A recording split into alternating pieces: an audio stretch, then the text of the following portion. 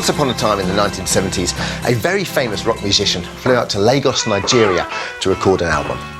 Half his band resigned before he even got on the flight. The studio in Nigeria was barely finished.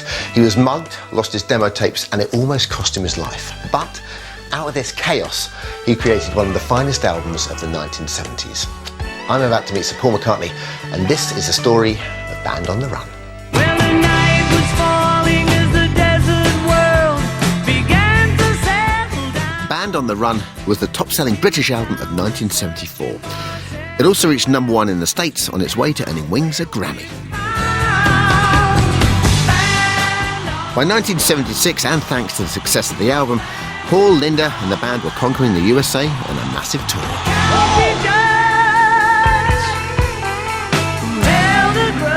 But at the beginning of the 70s, none of this could have been predicted. Band on the Run is one of my all-time favourite records. In this show, I'm going to talk to Paul McCartney and hear the story behind the making of this classic album.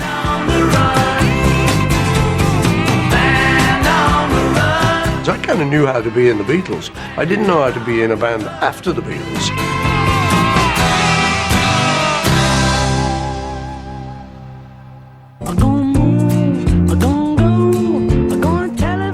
At the start of 1973, Paul McCartney was 30 years old, and 3 years had passed since the breakup of the Beatles. In those 3 years, he'd recorded and released 4 albums, but had yet to match the critical acclaim and success he'd enjoyed in the 60s. While still one of the world's greatest rock stars, life was now very different for Paul as just one of the former Fab Four. Paul McCartney, rock musician, was also a husband to Linda and a family man on their remote Scottish farm.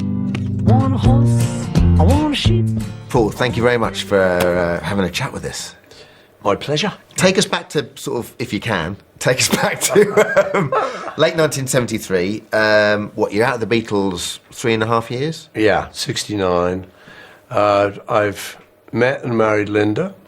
By now I have 3 kids.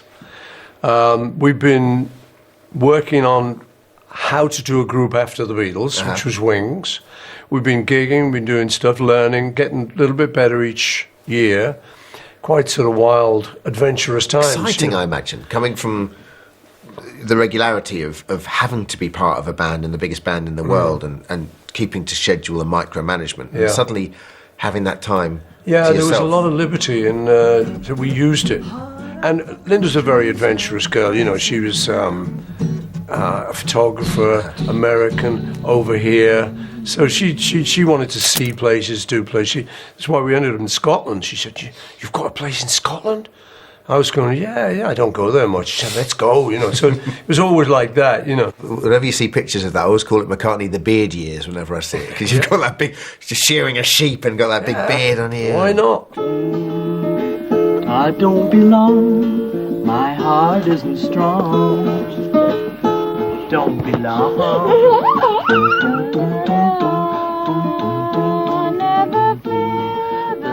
Life on the farm must have felt a long way away from the pressures of the rock business. But McCartney was making music with his new band, Wings. Wings were made up of wife Linda, drummer Denny Sewell, lead guitarist Henry McCulloch, and former Moody Blues guitarist Denny Laine. In 1972, Wings released a protest song, Give Ireland Back to the Irish, followed by the reggae-influenced Sea Moon and McCartney's unique take on Mary Had a Little Lamb. It followed her to school one day, and it was against the rules. A more varied choice of singles would be hard to imagine, leaving the critics wondering just what would Paul McCartney do next. And you could hear them singing, la la. Did you feel any pressure either from you or from the wider public that, okay, this guy's been out of the Beatles, biggest band in the world, you know, he's done a few things, you know, but, you know, you've been banned by the BBC, you know, Give Ireland Back to the Irish, which, by the way, my granddad thanks you for. You know, Mary Had a Little Lamb. So they're still waiting for the definitive post-Beatles McCartney record, aren't they, I guess? Yeah, I think, you know, it wasn't so much a pressure, but I think we were waiting for it too. Because of the way we'd started Wings, which was like, have no idea how to do this new thing after the Beatles. I kind of knew how to be in the Beatles. I didn't know how to be in a band after the Beatles. Linda certainly had no experience whatsoever. The other guys in the band had experience, but this was to be a new band and stuff. So, so there was a kind of certain, not so much pressure, but a certain desire. But did you put yourself under pressure? Yeah. Just being a creative guy, exactly. I always put myself under pressure, I'm always thinking that the next thing I'm going to do is be the best thing ever. And I'm always trying to get it right, and I always think I never have got it right. Even though I was in the Beatles and I got Hey Jude and Let It Be and number ones coming out your trouser leg, I'm still sort of thinking, we could have, if only, I think a lot of artists are like that. But I guess you were a kid when you were in the Beatles, and then suddenly you leave the Beatles, and that's adulthood, I suppose. Yeah, that's right. It was definitely grown-up time. But you could have fooled anyone. We didn't act like grown-ups, I must say. Said farewell to my last hotel, and never was much kind of a boat. Glasgow town never brought me down when I was... In some ways, McCartney had gone back to the early days of the Beatles, except this time with a family in tow. He hired a van, bundled the kids in the back, and Wings went out on the road looking for gigs. I love the story of you just getting in the van and hitting the road and saying, we're just going to rock up at universities and we're just going to play. Bear in mind. We did that, yeah. We took the kids there. It was kind of hippie caravan. In fact, the guys who were on the tour, one of the drummer who came on that university tour, talks to me about it and sort of said, you had the kids, you had the dogs, said you had the potties. And it was just like, hey, family outing. That's great, though. It was great. We really loved it. I mean, it was quite potty, but it was just in the spirit of wildness and adventure, and why not? It's kind of the way we thought of it. Why not? Got a van? Let's go up the motorway. Could you imagine McCartney rocking up to your university? All right, you want to come and listen to some... And we did a gig. They were slightly surprised. The head of the student union had to come out and check, and I'm going... Surprised? I bet he's over the moon. Ooh, she loves you. He's giving me funny looks. No, we played the next day, and 50p on the door. Yeah. Good price. Yeah. And what did that... Obviously, it was enjoyable, and it was kind of a bit cavalier and so forth. But do you think it sharpened you as a band and almost sort of brought you back to square one after the hysteria? Well, it was square one. Yeah. That was square one. So it gave us some live experience. So we show up at these universities. We had 11 songs, and we were going to play for an hour. Now, 11 songs won't stretch an hour. So you start thinking on your feet. So, well, we've just had a request now from Bobby in the science department to do Lucille again. Well, we weren't going to do it again. Of course we were. Yeah. So we did a lot of songs twice.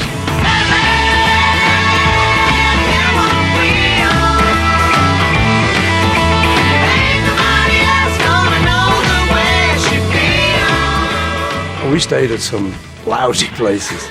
Oh, man. And, of course, they didn't like us. There'd be sort of a guy on reception like me. Rock and roll crowd, loud, because we would like to have a drink. Well, you wouldn't walk in and he'd go, hey, it's one of the Beatles, this is amazing. He'd go, oh, I don't know what happened. Nobody seemed to recognise me. It would have been good. Yeah, come in, Paul, go on something to eat. No, we were always scrounging sandwiches, and could you keep the bar open another 20 minutes, please? In May 1973, Paul McCartney and Wings released Red Rose Speedway. It was McCartney's fourth album since the Beatles, made #1 in the USA, and the single from the album, My Love, was to become a McCartney classic. Wings were on the up, but the pressure was on. There was a new collection of songs to record, songs that would become the album, Band on the Run. And instead of taking the safe route and recording in London, Paul McCartney was to take a massive gamble.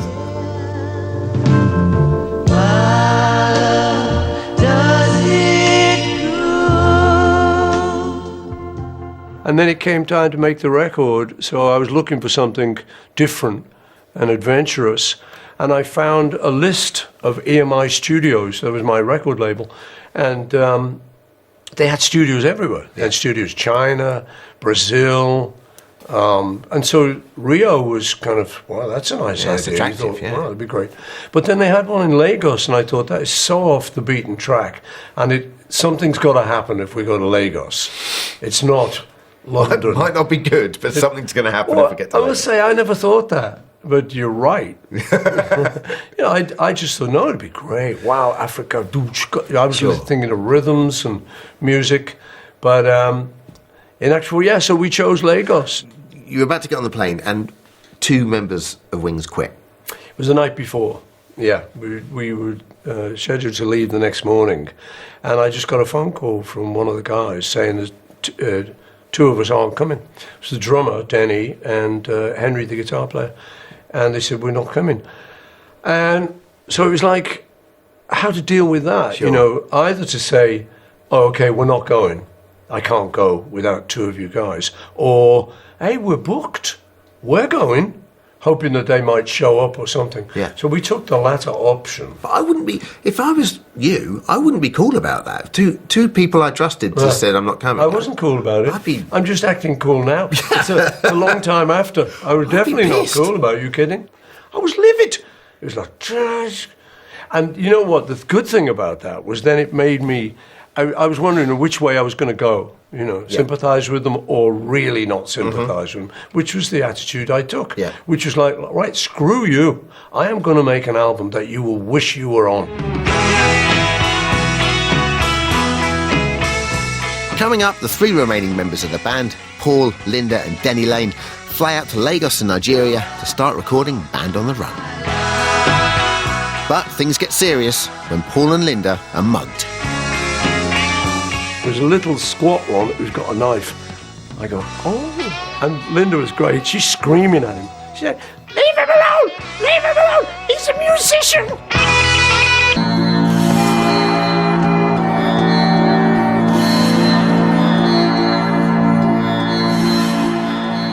In August 1973, Paul and Linda McCartney and guitarist Denny Laine flew out to Lagos in Nigeria to record the next Wings album. They'd taken a gamble on recording Far From Home. And right from the start, it looked like a decision they might come to regret.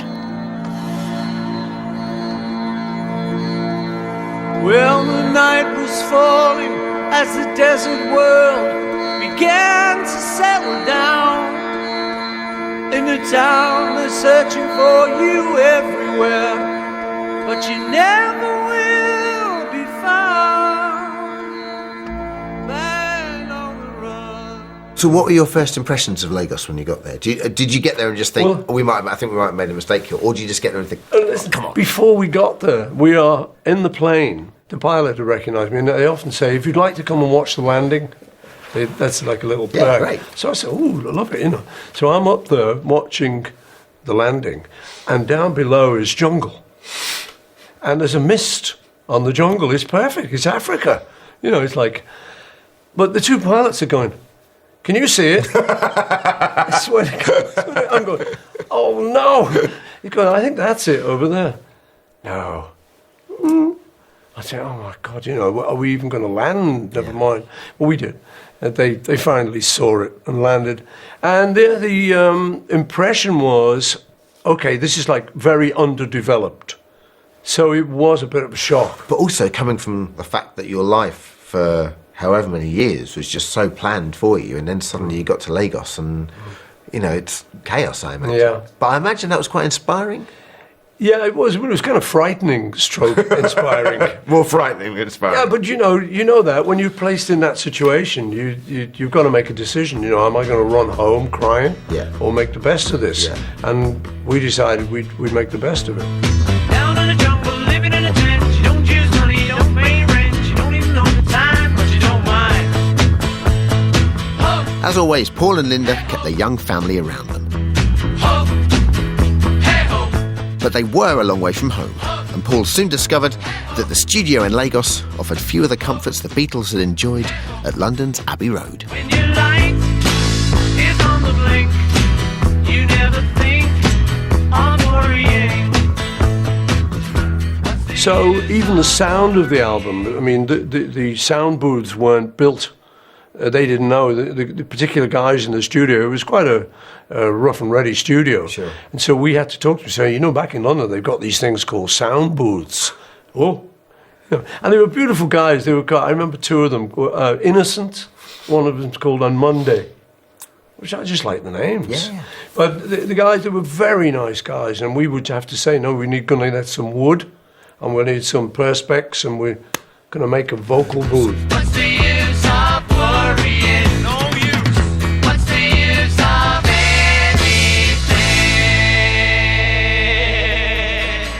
anything? With only 3 of you, you had to do a lot of multitasking over there, I guess, right? Yeah. When our drummer left, there was a kind of I'll show you aspect. And I thought, okay, well, now I don't have to tell him how I want the drums. I can play them. And I'm an okay drummer. I mean, I'm not a great drummer, but I've got a kind of style, I've got a feel, and I like playing drums. That's the other thing. So I knew if I kept it simple, I would be able to cover it. So you'll notice the drums on Bound to Run are pretty simple. But then there's 3 of you. Presumably, as a man, it's difficult to multitask, but you have to multitask. You've got Linda's still learning how to play instruments at this time. And how was that? Was that, every husband and wife goes through, the learning how to drive experience, maybe, for example, where, you'd rather hear it from anyone else in the whole world than your husband. The thing was, we'd made a decision. It was kind of, we were in love. We wanted to be together. I think that was like the central idea. And then it was like, oh, well, then if you're going to be in a band, you'll need to learn a bit of instruments. She played a little bit of piano, but not since she was a kid. So I would show her basic stuff. And most of what we were doing was not Tchaikovsky, it's pretty much 3-4 chords, So she would pick it up, and she had a good sense of rhythm. Well, I had to worry more about learning to play piano and keyboard, so most of my time went really to that. I wasn't too worried about what critics said, because in a way they were right. They got me at a learning stage, and I can see it was such a contrast from what people expected. I can almost see why they put me down. Well, I've got so much pleasure out of it now. I think at first when you don't know anything, you can't really get pleasure out of it, but now that I really do know chords and I do have a feel for music, I really love it. All alone on a desert island, we live in the trees, and we fly in the breeze with a blue. McCartney was in no doubt that Linda was a key member of Wings. He valued her contribution to the sound he was trying to create. And the reality was, she'd been singing with Paul since the days of the Beatles.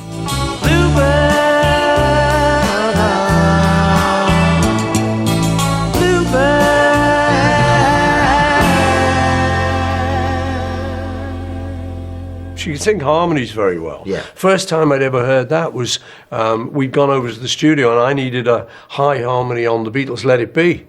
And I couldn't sing it, and none of us could sing it. So I just, on the off chance, it was late night and we were there on our own with the engineer, I said, could you get that? I can sing it. Yeah. But, and she could do it. She did it great. So she's the top harmony. So things like that, we were learning as we went along. But she picked it up great. Well, so much so that years later, Michael Jackson and I were working together. And he said, oh, who were those harmonies, Paul, in Wings? I said, well, that was me, Linda, and Denny. He said, Linda, can we get her to do so? Linda sang the harmonies by special request. So, she had a certain special something. But the point you were saying before about teaching your wife, not easy. No fun at all.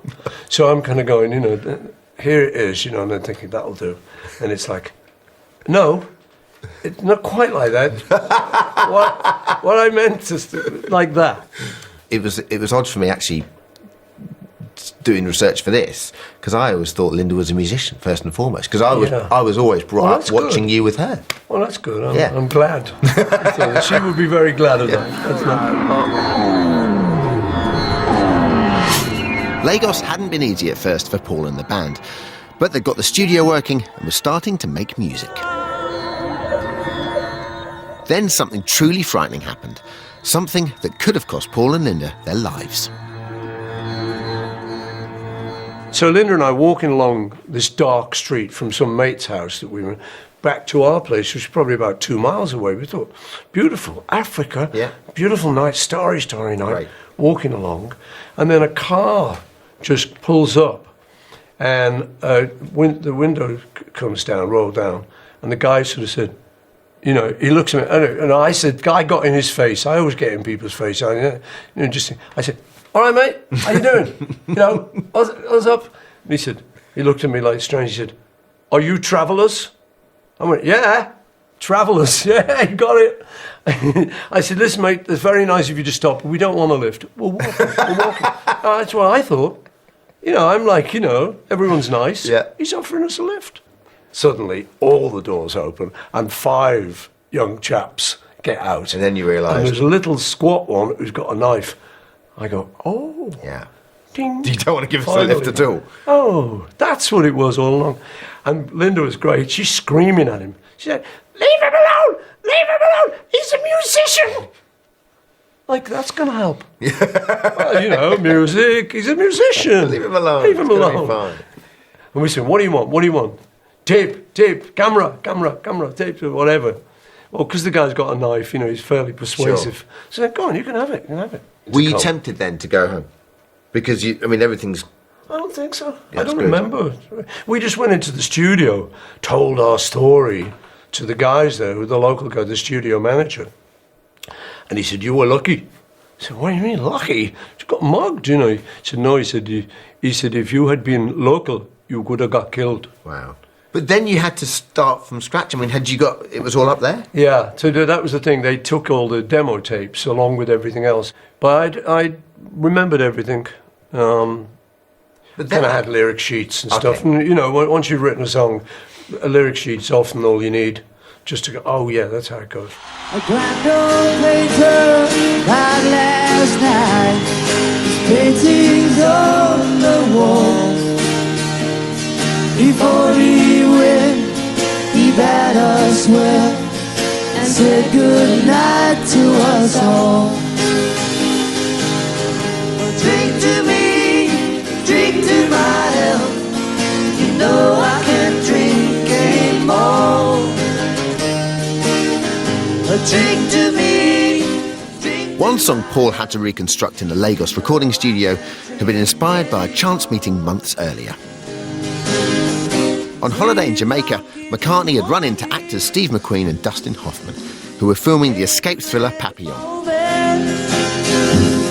It was Hoffman who was to inspire, indeed playfully challenge McCartney into writing one of Band on the Run's most enduring songs, Picasso's Last Words. Waiting for you there.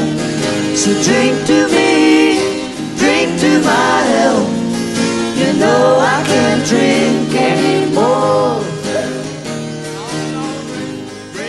We were wandering around Montego Bay, I think it was, and we're just tourists. And then you see something happening over there where they're all cordoned off. It's a film thing. So then I try and look like me. Hello, what are they doing there? It's me. No, because you're a humble guy, so I don't imagine it's easy for you to go and go, hello, everyone. And when I'm trying to get in somewhere, believe me, I get in. No, I just sort of saying, who is in? Somebody said, oh, it's Steve McQueen, it's Dustin Hoffman. So we got to know him, got in, did some dinners each and stuff, because, you know, we liked each other's work. And, he happened to say, you know, I was playing guitar around at his house after dinner, and he happened to say, could you write a song about anything? And I said, well, maybe, you know, try me, kind of thing. And he pulled out this article on Picasso, who just died, and it said Picasso's last words were, drink to me, drink to my health. Well, the article didn't sing it, but shortly after, I did. I got my guitar and just made something up, and that became the song. Drink to me, drink to my health. You know I can't drink anymore. And it was great just to see Dustin's enthusiasm. Wow! No, I bet he's freaking out. He's shouting his wife, hey, look at, listen, come here, look what he's just done. I gave him the words, and he's done the song. And To me, you know, that was kind of sort of how I do it. So it wasn't that surprising, but it was nice that he was surprised.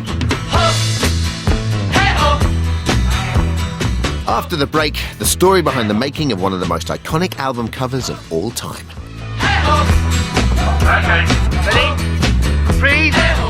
Linda and I suddenly had this idea, let's get a bunch of people in a spotlight. It's almost like your Magnificent Seven. That classic, they got out of jail thing, you know. Well, I just can't get enough of that sweet stuff my little lady gets behind.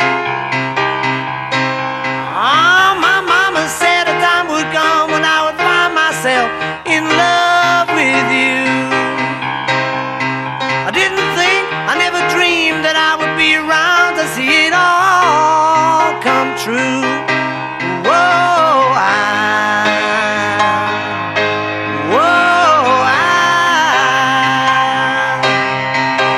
I just can't get enough of that sweet stuff my little lady gets behind. The making of Band on the Run had been a grueling experience for Paul McCartney and Wings. The drummer and lead guitarist had quit, the Nigerian studio was only half finished, Paul and Linda had been mugged, and the demo tapes lost. To get the album recorded at all had been a triumph over adversity. And the experience had taken its toll.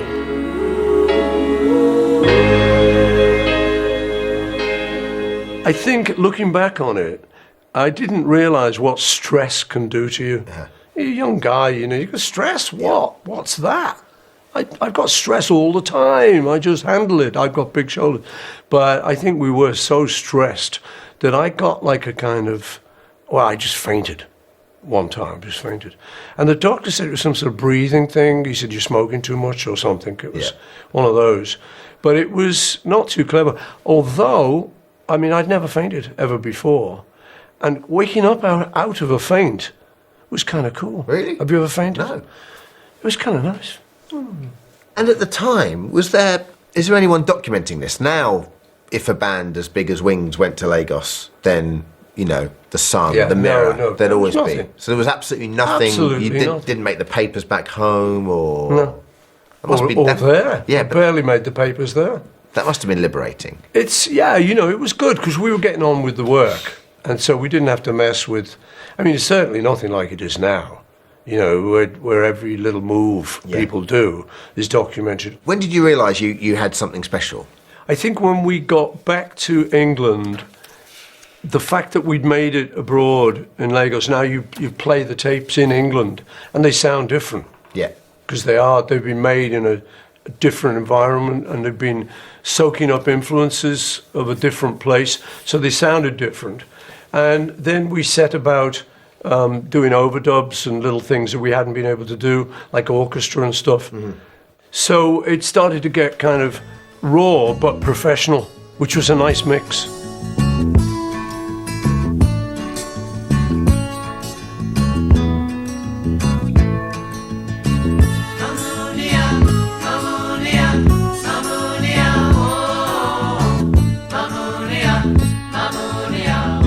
Back in London, the album was completed, and there was an increasing confidence that these songs were something special. Attention turned to packaging and promoting the record, and back in the days of the 12-inch LP, the choice of album cover was crucial. Band on the Run was to give rock music one of its most iconic record sleeves.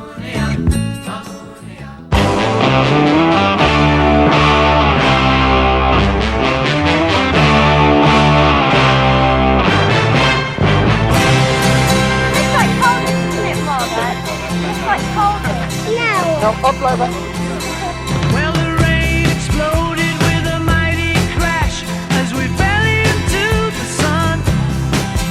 And the first one said, Linda and I suddenly had this idea in bed one night. You know, let's get a bunch of people in a spotlight, like that classic they've got out of jail thing, you know. And then it was like, well, okay, we could get actors or we could just get mates or something. No, we could get like famous people. That'd be good. Because then we like the game that people would guess. You look at the cover, you've got to guess who's Still who. do it now, it's And brilliant. people do it now, yeah. It's almost like your Magnificent Seven. Well, Magnificent Six at least. On the cover with Paul, Linda and Denny were chat show host Michael Parkinson, horror movie star Christopher Lee, the multi-talented Clement Freud, MP, This man is dangerous. singer and entertainer Kenny Lynch, Hollywood star James Coburn, and the Liverpool boxer John Conteh. Thank you very much. Marshalling this disparate bunch of pseudo-prisoners was celebrity and fashion photographer Clive Arrowsmith. I never realised, at the time, that it was going to be such an iconic thing all over the world. Somebody said to me the other day, why choose them? Well, they were iconic people of the time. They were all and they were alive, whereas Sgt. Pepper, most of the people were dead. Do you see what I mean? And these are all people that were easily recognisable and adored or loved by the population of the GB.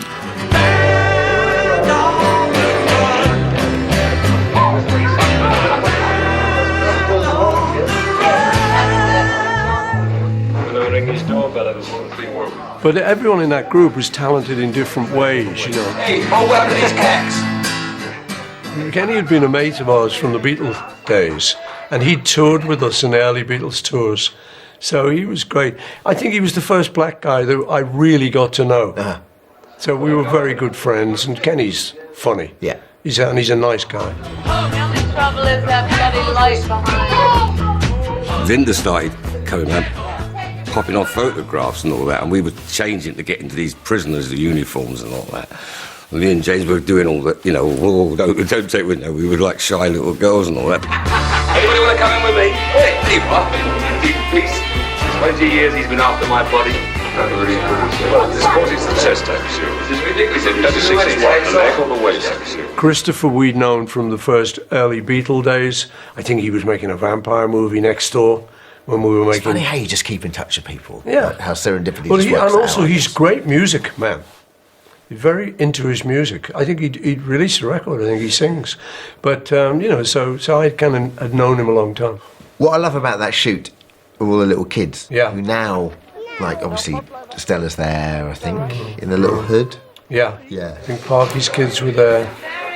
But it was a nice thing. I think, they know us. They know I'm going to bring the kids. Yeah. So they just bring those and stuff. And we posed for Polaroids and stuff with the kids and stuff.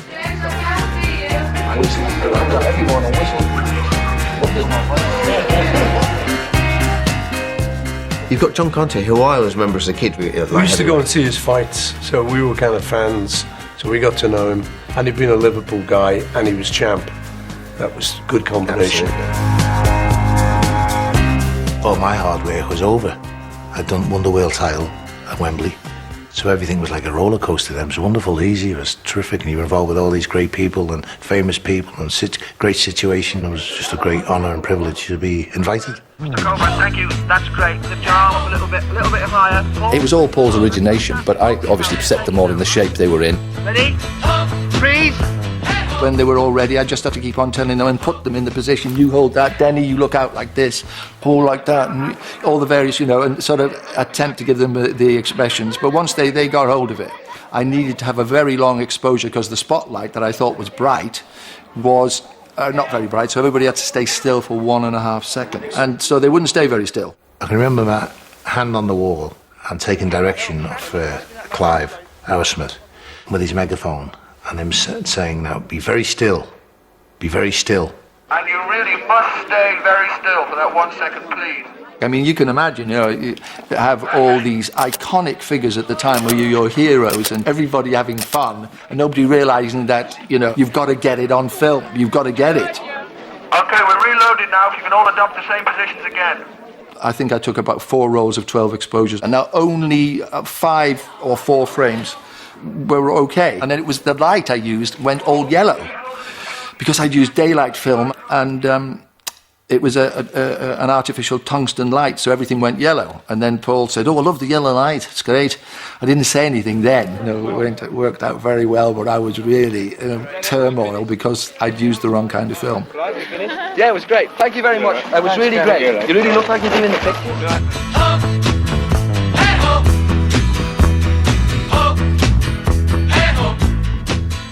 Everybody asks me about Band on the Run. Everywhere I go, in America, France, people stop me. Everywhere in the world I go, even I've had it in Japan, everywhere. That's how big the album is, and people still buy it.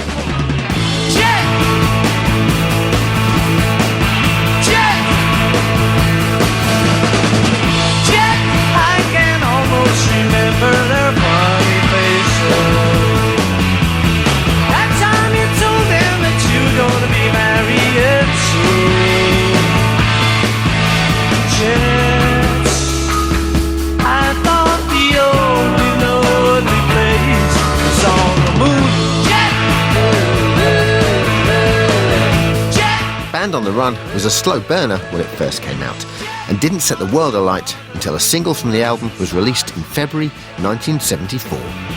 Jet would become an international bestseller.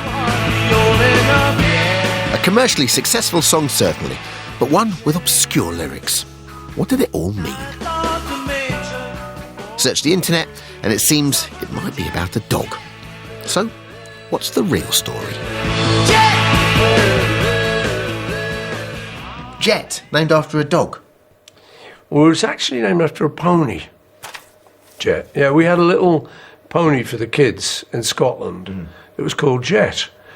You know, the truth is, that's just a starting point. Yeah. You know, I'm thinking... Well, I'm glad about that. Yeah? What, a pony marrying whose father is like a sergeant major? No. No, that's what I often do, and I think that does puzzle people a bit. You know, I need somewhere to start.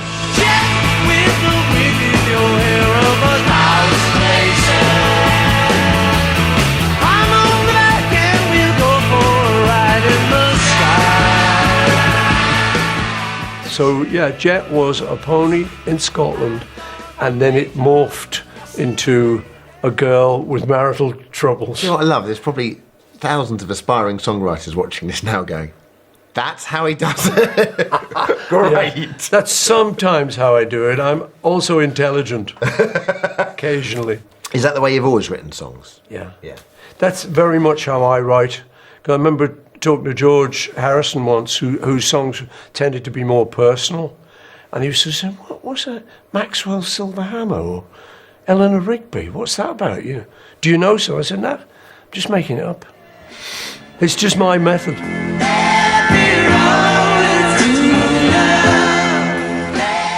Coming up in the final part of the amazing story of Band on the Run. Paul McCartney on being more than just a former Beatle, and the enduring legacy of Wings. There was a period, you know, early Wings, where you'd be playing Wings stuff and everyone would be going, well, what's that, you know? Give us Yesterday.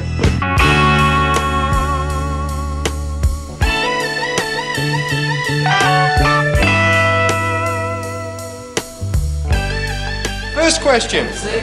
Yeah. How old are you? Oh, 33 and a third. 33 and a third. LP speed. Exactly. This is gig number 4. How are you enjoying it? Fine, thank you. You're loving it? Yes, I haven't done number 4 yet, but number 3 was fine. Number 3 was fine. And number 2? Number 1 and 2.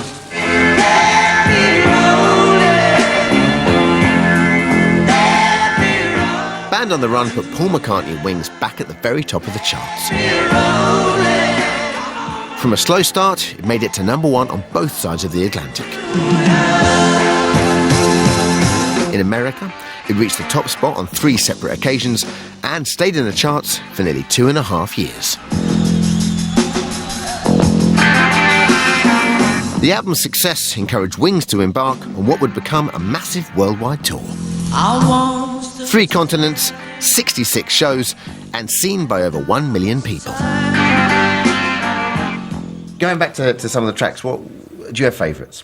I like Let Me Roll It. We play that. Nice thing about Let Me Roll It for me is having a sort of distinctive guitar riff. We used to do a lot of riffs in the Beatles, and it's not easy to keep coming up with them. But that down, down, down, boom, cha, and then there's nothing for it. And it down, down, down, down, boom. Yeah. It's kind of very theatrical, quite dramatic, and it's great to play because you sort of wind the amp up and stand. Anyway, so it's kind of the theatrical thing of that I like. And then the song, it's a kind of slightly dramatic quality where I used an echo that John used to use a lot. So people thought the vocal sound was a bit like John Lennon. It's the echo that you're hearing.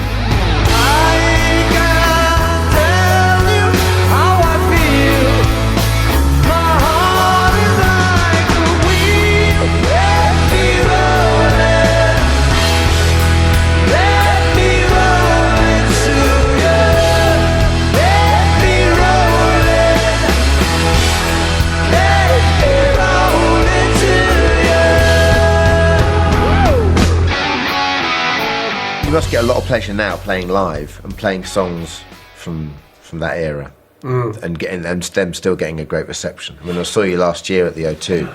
You know, a few of the songs off Band on the Run got a great reception. Yeah, it is good. There was a period, you know, early Wings, where you'd be playing Wings stuff and everyone would be going, well, what's that, you know? Give us Yesterday. You know, so it's nice when these songs come. Not only do they come through and become popular, they become some people's favourites. Yeah. Because there's another generation like you. Absolutely. That kind of grew up on that stuff.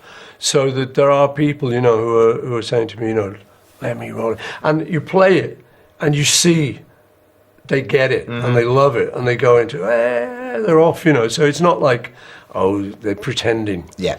It's not like they're waiting for the next track, you know, that they're actually into it. Oh, yeah, I love them. Time to get a beer.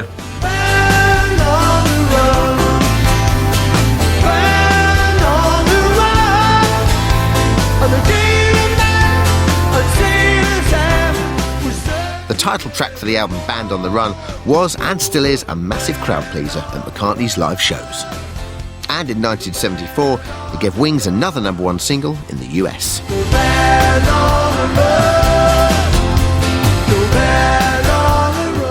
For me, Band on the Run, I think round about that time, there was a sort of spirit amongst the young people of like getting away, vigilantes, desperados. There were records coming out a bit like that. And I think that was me doing a nod to that kind of thing. It was a nice idea, sort of breaking out, you know, and we're stuck inside somewhere, these four walls, and then the song could break out, and then it could get more sort of fantasy into it. But it was imaginary. It's not really based on anything I actually knew. Looking back now, what is it, 36 years? Something like that. Where does this rate in your how important is this album in your career? Well, I think it's important for me because it was really the first time we had a big hit. And so it was important for Wings. It introduced Wings to a lot of people, to the new generation of people, who now will talk about it as kind of an iconic album for them. Whereas I often think Sgt. Pepper. But I was doing an interview with a younger guy who said, well, I said, no, you know, it's You're not looking really at him Sgt. seriously. Pepper. It's exactly And that kind of took me by surprise and going, no, surely Sgt. Pepper, you know. Band on the Run's my one. Yeah. So that was nice, especially after we'd been trying to be the band after the Beatles. So finally we made it, you know, and then after that we went on tour in America, and in '76 had a big success there. So that was really the start of Wings' success. So it's special for that reason for me. You wanna give your love away and end up giving nothing. I'm not surprised that you're Band on the Run remains an enduring success story for Paul McCartney. And if making the album was at times a challenge, McCartney's ambition and stubbornness paid off. the most of. Do you think with Band on the Run, it's the fact that they didn't show, the fact that, you know, everyone was waiting for the album that it was, the fact that what happened in Lagos made it the album it was, and the sort of, you know, the vibrance that Linda brought to it, and the sort of backs against the wall spirit almost? Yeah, I think all of those things are what made the album.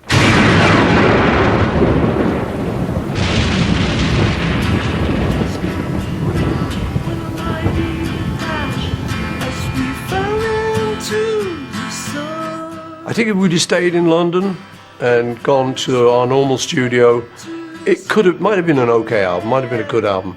But the fact that we were in a strange place with strange things happening, there was now only 3 of us in the band instead of 5.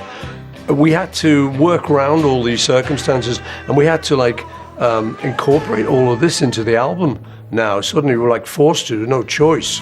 And the jailer man and Sailor Sam were searching everyone for the band on the run. Band on the run. And I'm sure it wasn't the motivating factor, but to be able to turn around to people who not written you off as such, but just said, well, where is it? You know, when's it going to come? To go, it's here. Very satisfying. But it is, you know, it's great when people say, that's it, finished, he's had it, you know, no more there. And you go, well, check this one out, you know. It's nice. Leaving the city behind for a new life in an isolated country cottage is a decision one family will come to regret. A manipulative mother-in-law rules the little house, brand new here on ITV1, tomorrow at 9 o'clock. Next tonight, the body counts rising and Chandler and the team are faced with no option but to play the craze at their own game in the last in the series of Whitechapel.